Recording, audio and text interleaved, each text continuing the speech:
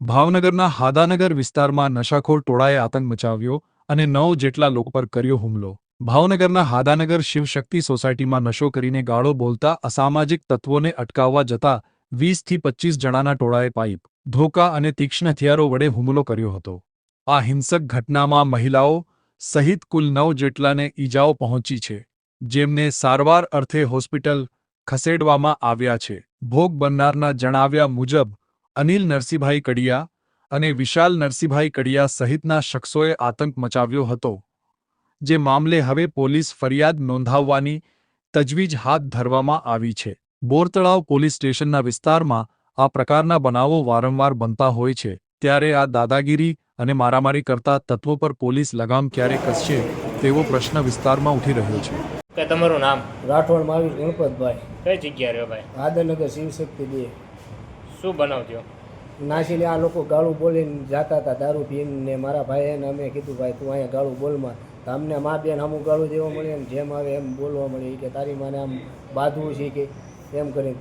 એ લોકો 20-25 જણાનું ટોળું હતું. અમને જો હાથમાં સરી મારેલી ને અહીંયા ખંભે વાગેલું, માથે અહીંયા ઢીમસા થઈ ગયેલા, માથું મને ઓલા મૂણઘા માથા ઉપર વાગેલા. કેટલા જણાને વાગ્યું? અમારા સભ્યને 8-10 જણાને વાગેલું. શું નામ છે માનનારનું? ઈજાગ્રસ્તનું નામ શું? એક રાઠોડ જયેન્દ્ર ગણપતભાઈ, અજય ગણપતભાઈ રાઠોડ, કિરપાલ ગણપતભાઈ રાઠોડ, પછી શિલ્પા ગણપતભાઈ રાઠોડ, માવી ગણપતભાઈ રાઠોડ, પછી આરતીબેન જયેન્દ્ર ગણપતભાઈ રાઠોડ, પછી ઓલા મારા કાકા પ્રતાપભાઈ રવજીભાઈ રાઠોડ. 9 સભ્યના કુલ વાગેલું છે. શું હથિયાર હતું ભાઈ પાસે? હાથમાં સરી, ધોકા, પથ્થર મારો ને પાઇપ ને તલવારું ને એવું બધું હતું. શું નામ છે?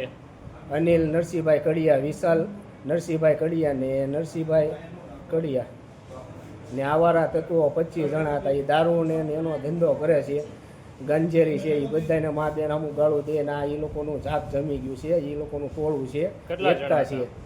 એ 25-30 જણા હતા. તમારું નામ? અજયભાઈ. અજયભાઈ કઈ જગ્યા રહ્યો? હાદાનગર શિવશક્તિ 2. શું બનાવજો?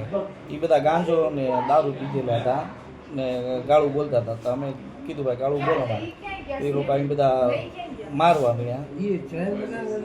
પછી 25 જણા હતા.